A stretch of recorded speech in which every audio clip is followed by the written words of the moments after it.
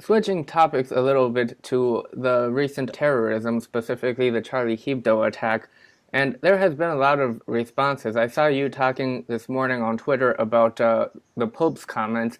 He said that the violence was wrong, but he also said that insulting a religion is wrong, and he even compared it to insulting someone's mother. What do you make of that?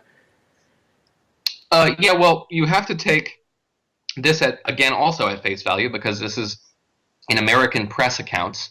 I wasn't privy to the original conversations, so I'm relying on the quotes that have been republished in Western media. But judging from those quotes, they're really quite disturbing, because he said that it's, quote, normal for somebody to punch somebody in the nose if you've insulted their mother, and the equivalency there is if you've insulted their religion. It's something as dear and as sacred to them as their parentage, and that's not normal. That's not normal.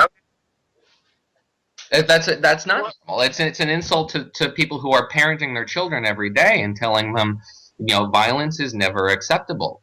For the supreme moral authority of the Catholic Church, the Pope, to say that it is normal is really deprives them of the moral authority, the moral high ground there.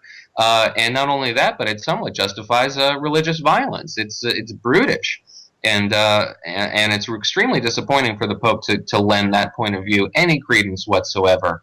It will only exacerbate the problem of religious violence, offenses deemed blasphemy that you can seek satisfaction and remedy in violence.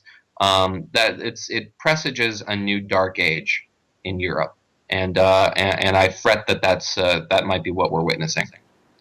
And I just wanted to say something about his comparison. I mean, he's comparing insulting someone's mother, who isn't a public figure, to drawing a cartoon about a religion. And in the West, and I should say, I hope around the world, but I know it's not true, religion is a topic of conversation. Jesus and Muhammad are public figures. I mean, this isn't even a comparable metaphor. But his comments do also are kind of disturbingly similar to Bill Donahue's comments. His comments were a lot harsher, but both of them justified violence. Yeah, they do. They seek to capitalize on what has been a movement in the press to shield their viewers, for example, from the images of Charlie Hebdo, on the basis that they're offensive to Muslims. But the reality is that they're scared. They're afraid of extremists. They're afraid of violence. They're afraid of lawyers who will litigate such offenses. They're afraid. And the Catholic Church, Bill Donahue in particular, who was the most clear about it, but apparently the Pope too, hope to capitalize on that momentum and ensure that their faith can't be insulted in the same fashion too.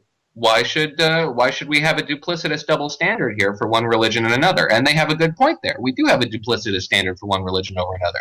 What they should be embracing instead is the ability, the Enlightenment movement, to which the values upon which this country is founded, and others, which stipulate that it is perfectly acceptable to insult other religions, to speak freely, and to counter those ideas with ideas that say that it is wrong to blaspheme. We're debating in the realm of public debate, as it were.